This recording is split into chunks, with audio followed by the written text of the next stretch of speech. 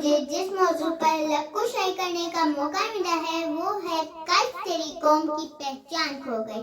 اس موضوع پر تقریر کرنے کے لیے جب میں نے قلم اٹھایا تو جدید دور کا قلم مجھ سے سوال کرنے لگا کہ تمہاری بھی پہچان تھی کیا؟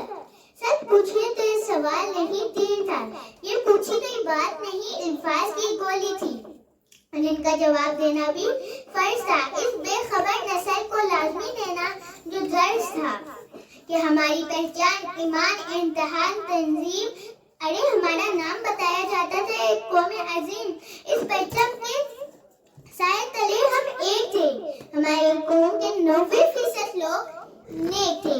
قائد کی بات سن کر جنا کی قوم کہتی تھی انگریزی سمجھ نہیں آتی، مگر یہ جو کہہ رہا ہے حق تھا۔ جرأت اور غیرت ہمیں وراثت میں ملی تھی، پر وقت گزرا اور اچانک یہ روشنی تاریکیوں میں بدل گئی۔